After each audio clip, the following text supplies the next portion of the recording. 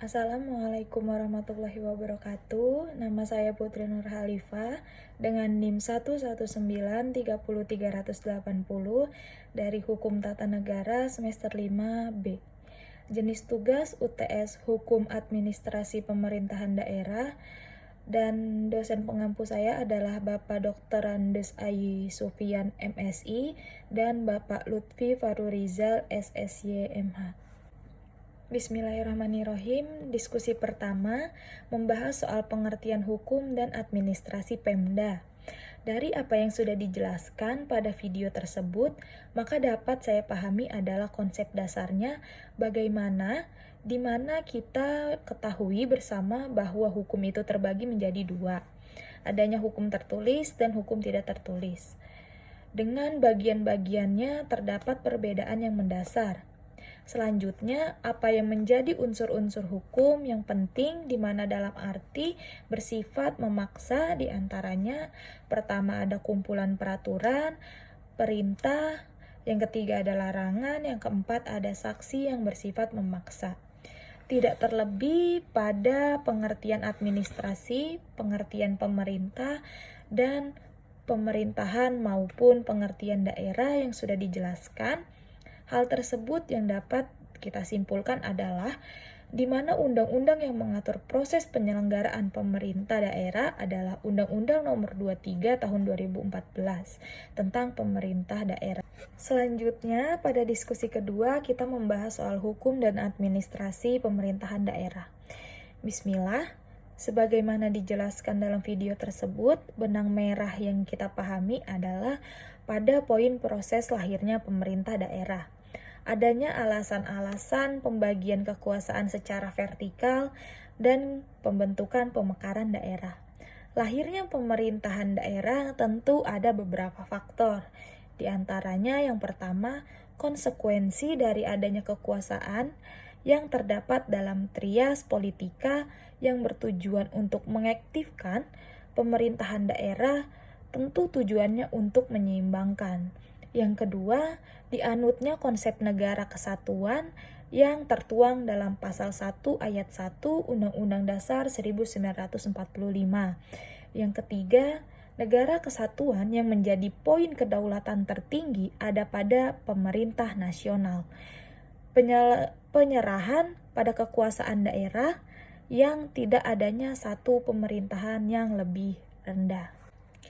Dan di diskusi ketiga, di sini dibahas tentang hukum administrasi dan Pemda.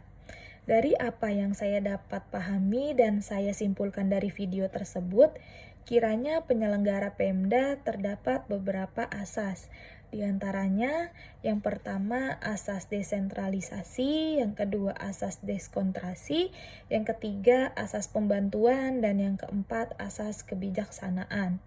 Desentralisasi yang berarti penyerahan kekuasaan pemerintah oleh pemerintah pusat kepada daerah otonom berdasarkan asas otonomi.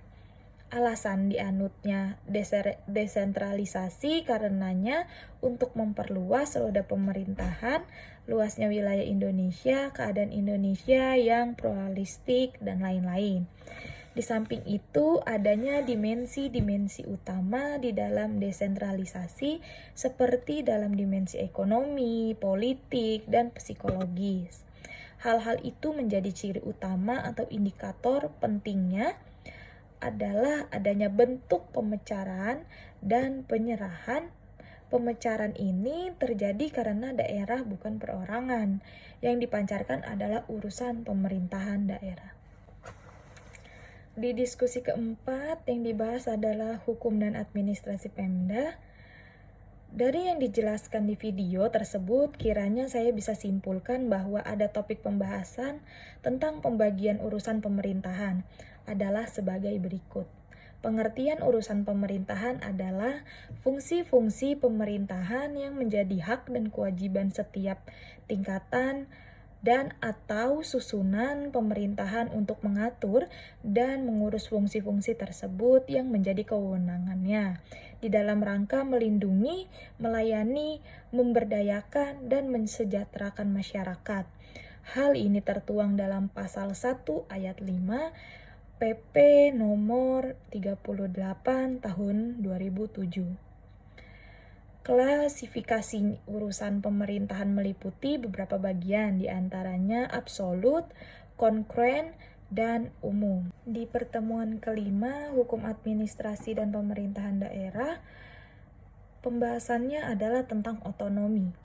Maka bisa disimpulkan otonomi daerah adalah kewenangan untuk mengatur sendiri kepentingan masyarakat atau kepentingan untuk membuat peraturan guna mengurus daerahnya sendiri. Adapun jenis-jenisnya yaitu yang pertama otonomi material. Ini ditegaskan bahwa untuk mengetahui suatu urusan menjadi rumah tangga sendiri harus dilihat pada substansinya, karena otonomi material atau rumah tangga material dalam otonomi bentuk ini kewenangannya daerah otonomi dibatasi secara positif, yaitu dengan menyebutkan secara limitatif dan terinci atau secara tegas apa saja yang berhak diatur dan diurusnya. Dan dalam praktiknya, penyerahan ini dilakukan di dalam undang-undang pembentukan daerah yang bersangkutan. Dan ada otonomi formal atau rumah tangga formal otonomi. Berbentuk ini apa yang menjadi urusan otonomi tidak dibatasi secara positif. Namun dalam hal ini daerah tidak boleh mengatur urusan yang telah diatur oleh undang-undang atau peraturan yang lebih tinggi. Yang ketiga, otonomi real atau otonomi rumah tangga real. Otonomi ini berbentuk merupakan gabungan antara otonomi formal dan otonomi material. Pertemuan ke-6 Hukum dan Administrasi Pemerintahan membahas soal ajaran rumah tangga daerah. Pada pertemuan dengan topik pembahasan ajaran rumah tangga daerah ini adapun untuk pengertiannya yaitu sistem rumah tangga daerah di mana bersangkutan dengan cara-cara membagi wewenang, tugas dan tanggung jawab mengatur dan mengurus urusan pemerintah, pusat, dan daerah. Di samping itu, dalam pengelolaannya terdapat 3 sistem rumah tangga daerah, yaitu yang pertama, sistem rumah tangga formal, yang kedua sistem rumah tangga material, dan yang ketiga sistem rumah tangga nyata. Pengertian rumah tangga material atau ajaran rumah tangga material adalah suatu sistem dalam penyerahan urusan rumah tangga daerah dan di dalam pembagian wewenangnya tidak diperinci secara jelas dalam perundangan, tetapi tetap memperlihatkan aspek-aspek pentingnya serta rasionalitas di dalam praktiknya. Di dalam ajaran ini ada yang disebut takverdeling antara pusat dan daerah. Jadi, apa yang tidak tercantum di dalam rincian itu tidak termasuk kepada urusan rumah tangga daerah. Daerah tidak mempunyai kewenangan untuk mengatur kegiatan di luar yang sudah perinci atau yang telah ditetapkan. Di dalam pengertian rumah tangga formal, yang sering disebut dengan ajaran rumah tangga formal, tidak ada perubahan sifat antara urusan-urusan yang diselenggarakan pemerintah pusat dan oleh daerah-daerah otonom.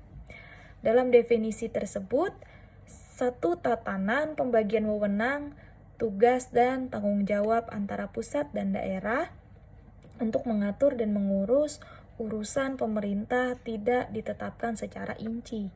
Maka di dalam ajaran ini tidak secara a priori ditetapkan hal yang termasuk rumah tangga daerah, tetapi sepenuhnya tergantung atas praksa atau inisiatif daerah yang bersangkutan. Di dalam sistem ini juga mengambil jalan tengah antara ajaran rumah tangga material dan rumah tangga formal, dengan tidak melepaskan prinsip sistem rumah tangga formal.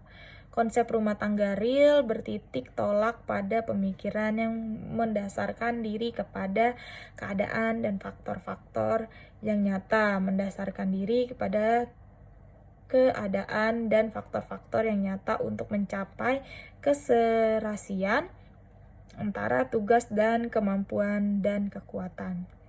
baik yang ada pada daerah sendiri maupun di pusat. Dengan demikian, pemerintah pusat memperlakukan pemerintah daerah sebagai bagian yang tidak terpisahkan dari pusat. Terima kasih. Sebelumnya, mohon maaf jika ada kekurangan, salah-salah kata dari saya. Kiranya terima kasih. Wassalamualaikum warahmatullahi wabarakatuh.